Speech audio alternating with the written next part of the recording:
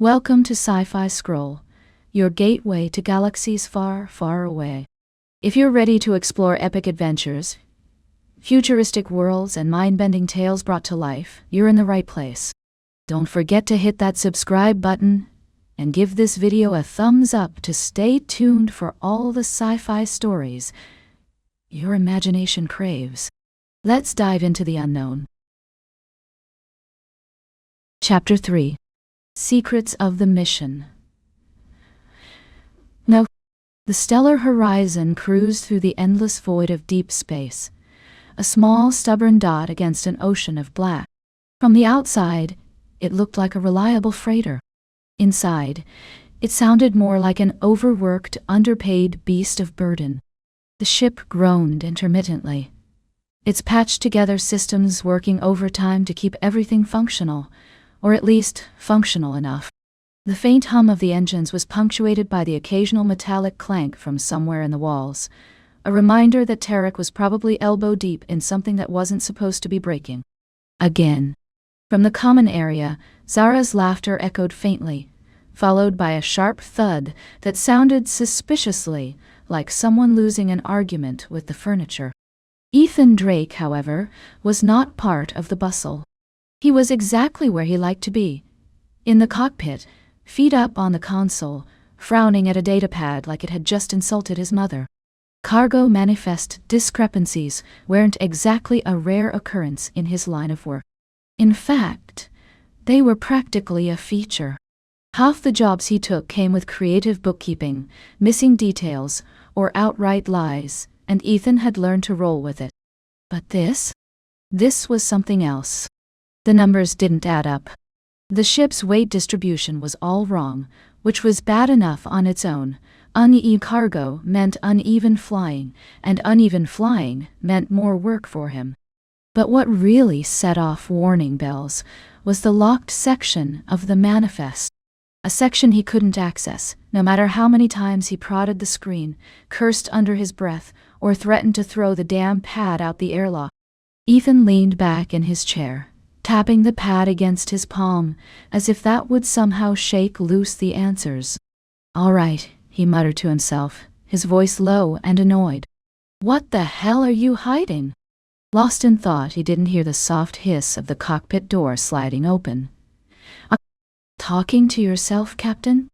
The voice startled him just enough that the datapad slipped out of his hand and hit the floor with a clatter.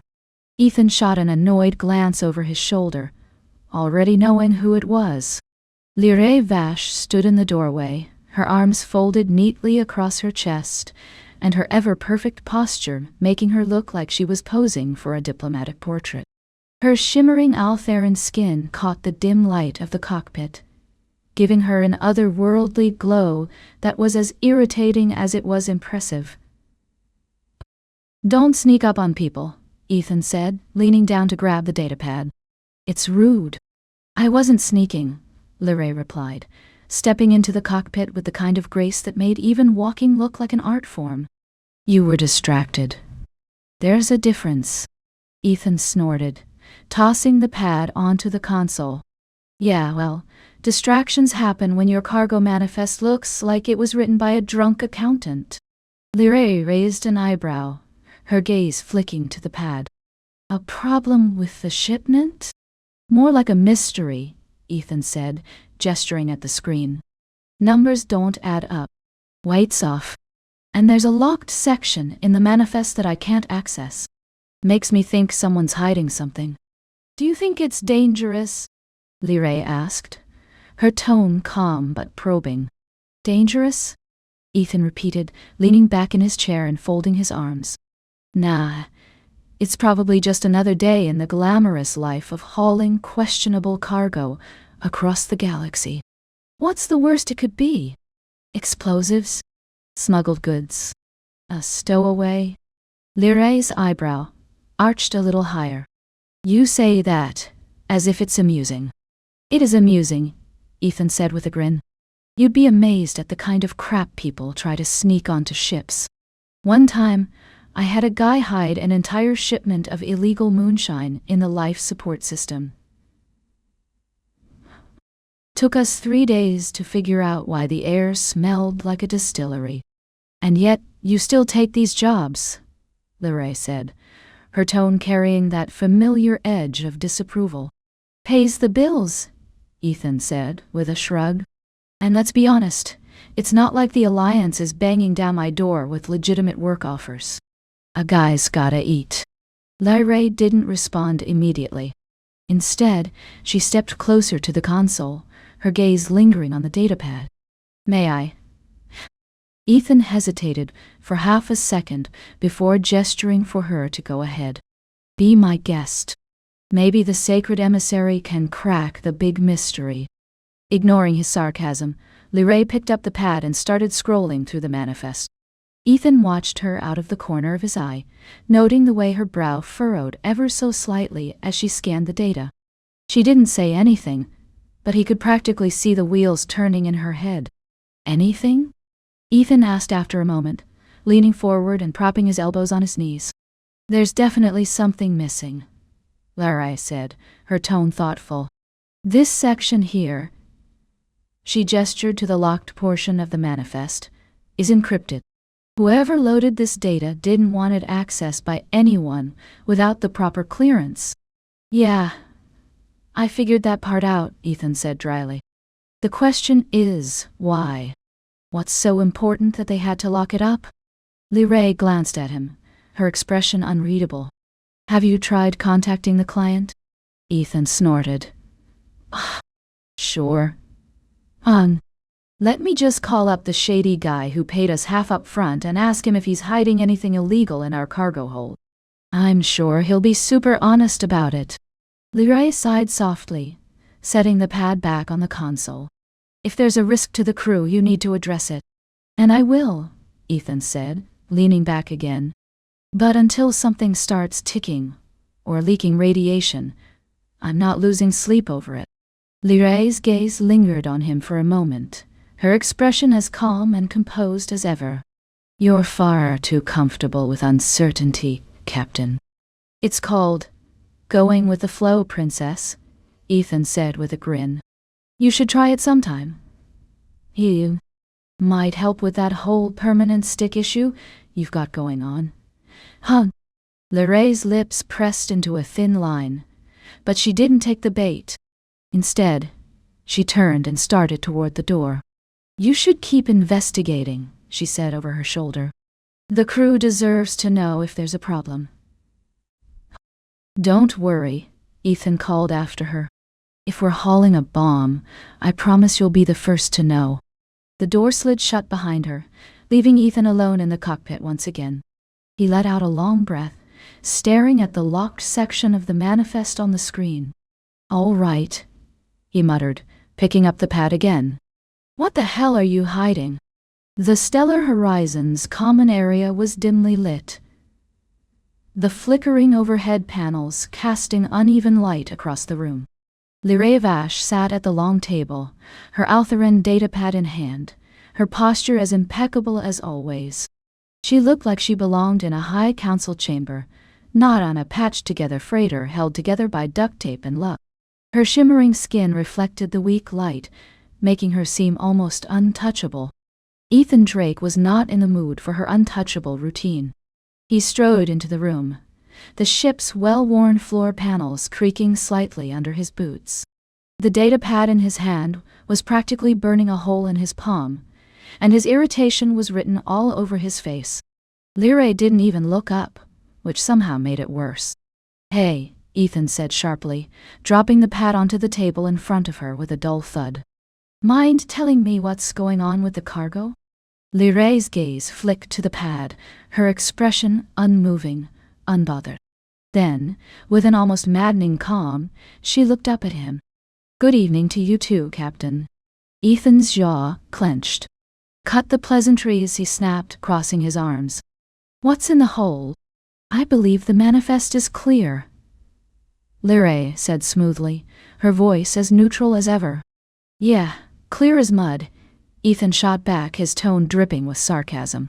He leaned forward, planting his hands on the table. There's a locked section I can't access. Which is funny. Because this is my ship. I don't like being kept in the dark, princess. Her eyes narrowed, just slightly, but it was enough to make him smirk. I've asked you not to call me that, she said, her tone clipped. And I've asked for answers, Ethan countered, leaning in closer. What are we hauling that's so important it's classified? For the first time, Lirae's calm exterior cracked, just a hair. She exhaled softly, setting her datapad aside with deliberate precision. Her hands folded neatly in front of her as she looked up at him, her gaze steady but not as dismissive as usual. This mission is more complex than you were initially told, she began, her tone quieter but no less firm. The cargo is sensitive. Ethan's brow shot up. Define sensitive, he said, his voice laced with suspicion. Because if it's ticking, glowing, or likely to blow a hole in my ship, I think I deserve to know. Her hesitation was brief, but Ethan caught it. For a split second she looked almost unsure. That alone was enough to set him on edge. It's called the Star-Core Prism, Lirae said finally, her voice measured. Ethan blinked, caught off guard. The what now? Now? It's an Altheran device, she continued, her tone regaining its usual precision. A piece of advanced technology capable of stabilizing stars that are on the brink of collapse. Ethan stared at her, his brain struggling to process what he'd just heard. He opened his mouth, closed it, then opened it again. You're telling me we're carrying a magic box that fixes suns? It is not magic, Lirae corrected sharply, her irritation slipping through. It is the result of centuries of Altheran research and innovation. Ethan let out a low whistle, running a hand through his hair. Okay, he said, pacing now. Let's just set aside how insane that sounds for a second. Why the hell didn't you tell me? Do you have any idea how dangerous this makes us? Every pirate, mercenary, and lunatic within 100 light-years would kill for something like that.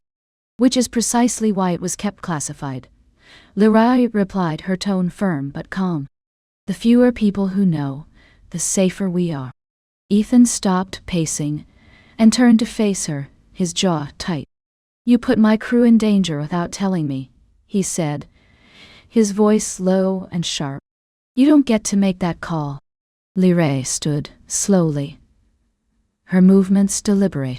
She met his gaze head-on, her expression as composed as ever, but her eyes flashing with something harder.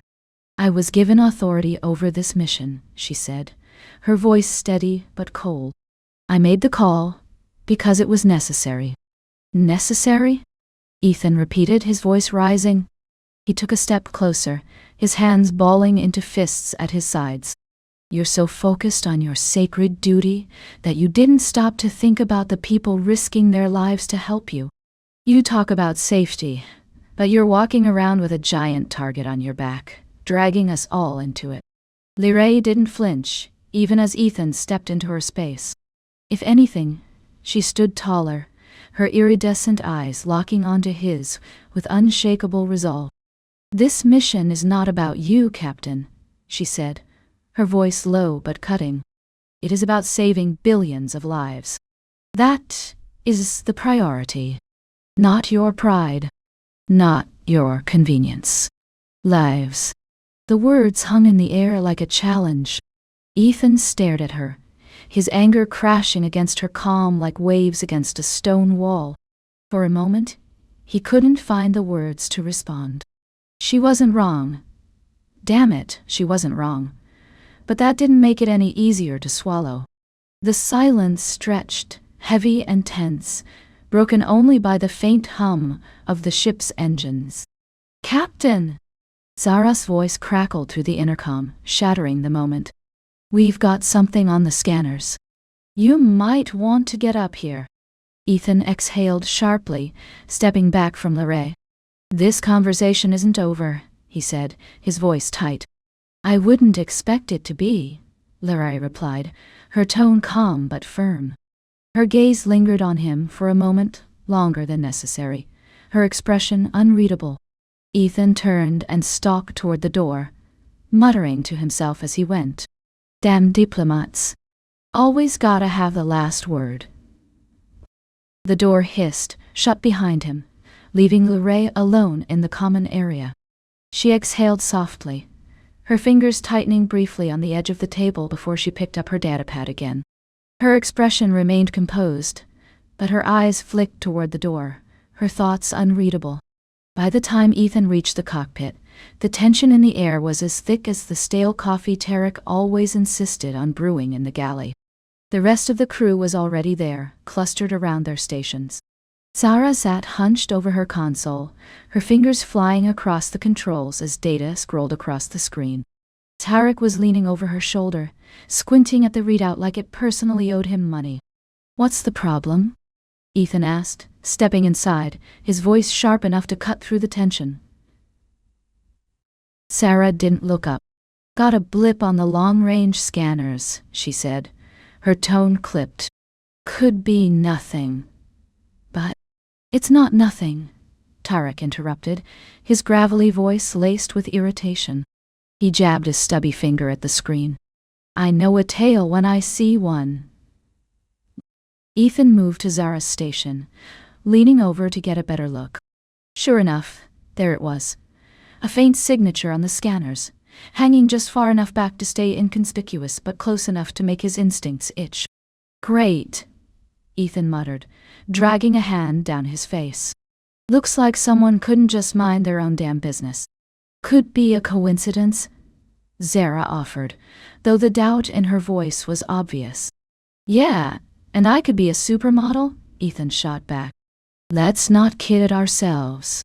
Before anyone could respond, the soft hiss of the cockpit door announced Lirae's arrival. She stepped inside with her usual composed air, her hands clasped neatly behind her back. The dim lights of the cockpit caught the faint shimmer of her Altheran skin, giving her an almost ethereal glow. "What's the situation?" she asked, her tone calm but carrying that edge of authority that always made Ethan's teeth grind. "We've got company," Ethan said, not bothering to look at her as he straightened up and moved to his own station. "Probably someone who caught wind of your little science project and decided to try their luck." Lirae's jaw tightened, but she didn't respond immediately. Ethan flicked a glance her way, catching the faintest hint of tension in her otherwise unreadable expression. "Tarek, how long have they been following us?" Lirae asked, her voice steady. "Long enough," Tarek grumbled, crossing his arms. "They're sitting just at the edge of scanner range. Not close enough to make a move, but close enough to make me nervous." "That's a pretty low bar," Zara muttered under her breath. Tarek shot her a glare. "I'm sorry, do I look like I enjoy having mystery ships breathing down my neck?" No. "Then maybe shut up and focus on your damn console." "Children," Ethan interrupted, his tone laced with mock exasperation. "Play nice. We've got bigger problems." "What's the plan, Cap?" Tarek asked, turning to him with a look that said he already knew he wasn't going to like the answer. Ethan's fingers danced over the controls as he pulled up a map of the surrounding sectors. The display flickered to life, showing a grid of nearby systems and navigational hazards. His eyes quickly zeroed in on a dense asteroid cluster 2 sectors over. "There," he said, pointing to the cluster on the map. "We're not equipped for a fight, so we'll have to lose them. If we can make it to this asteroid field, we might be able to shake them." Tarek let out a low whistle, scratching at the stubble on his chin. "That's a lot of rocks to thread a needle through, Cap. You sure about this?" "Nope," Ethan said, leaning back in his chair with a grin that didn't quite reach his eyes. "But it's the best option we've got. Big. If..." Zara muttered. Ethan shot her a look. "You got a better idea?" Zara hesitated, then shook her head. "Didn't think so," Ethan said, swiveling back to his console. "Buckle up, people. It's gonna be a bumpy ride." Captain Lirae said, her tone cutting through the banter like a knife. Are you certain this is the best course of action? Entering an asteroid field presents significant risks, both to the ship and the crew. Ethan turned to her, his expression somewhere between annoyed and incredulous. I'm sorry, are you suggesting we just let them catch us? Maybe roll out the welcome mat and offer them tea while they board my ship, and steal your fancy star-fixing gadget? Lirae's eyes narrowed slightly, the faintest flicker of irritation crossing her face. I am suggesting that recklessness is not a strategy. Neither is sitting here and hoping they get bored. Ethan shot back. Look, Princess, I get that you're used to sitting in shiny council chambers making big, important decisions, but out here, we make do with what we've got. And right now, what we've got is an asteroid field and a prayer. Tarek snorted. Dean. More like half a prayer if we're being honest. Not helping, Tarek, Ethan said without missing a beat. I'm just saying, Tarek muttered, holding up his hands defensively.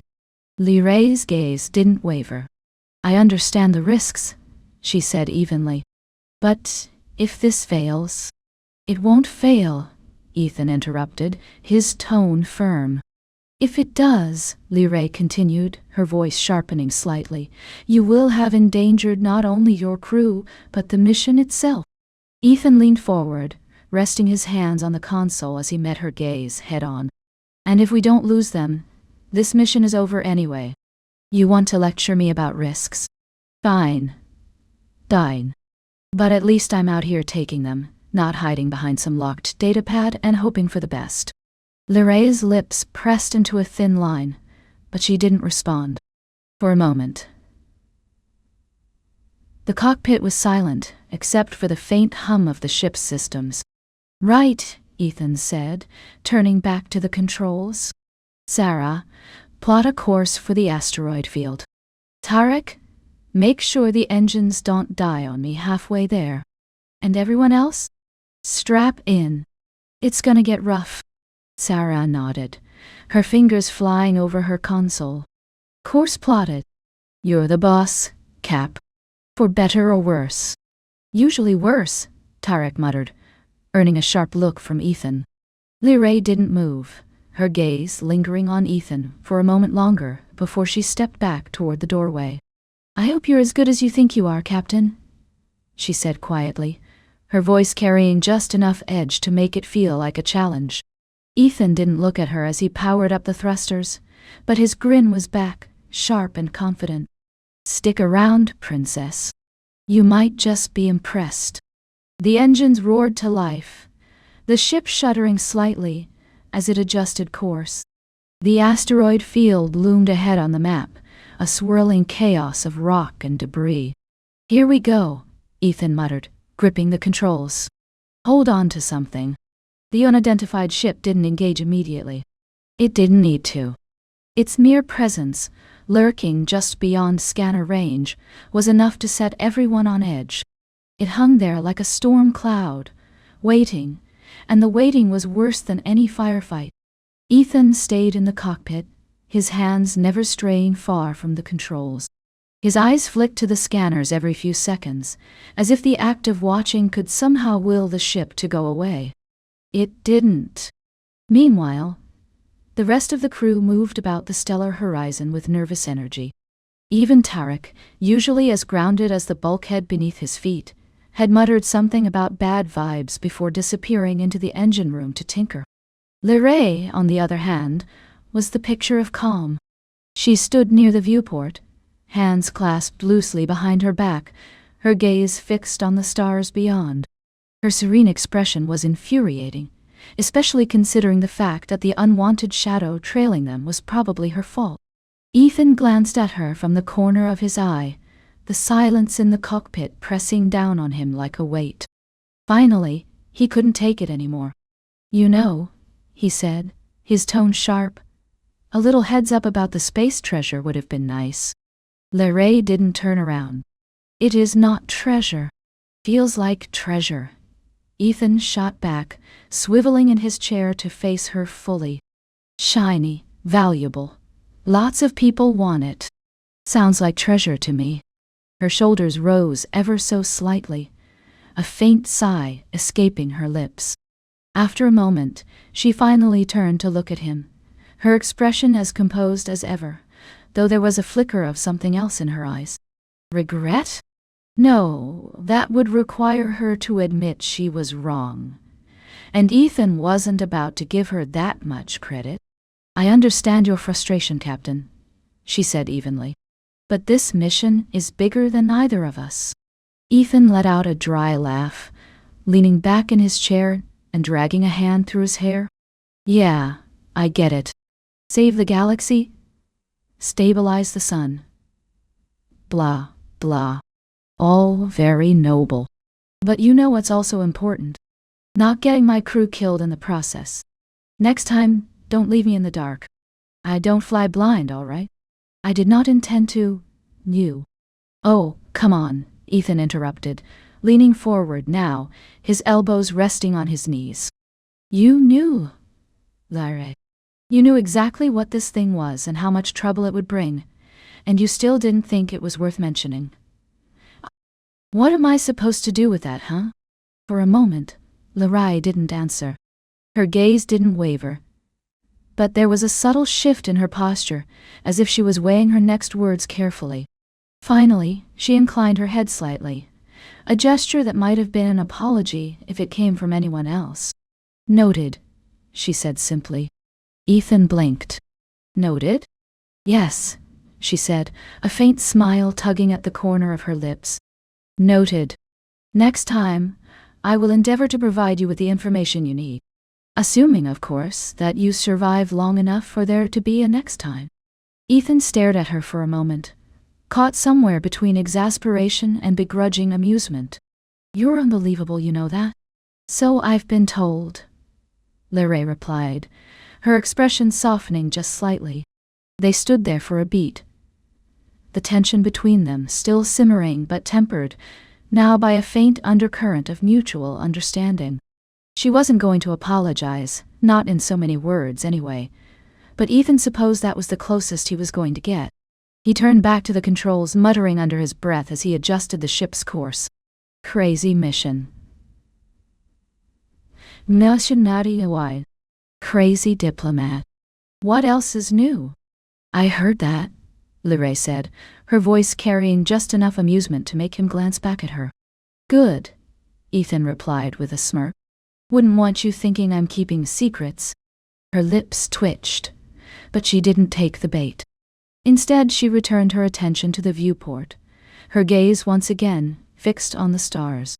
Ethan settled back into his chair, his hand resting lightly on the controls. The unidentified ship was still there, a faint blip on the scanners, but for now it wasn't closing the gap. That was something, at least. Sarah, he called over the comm, breaking the silence.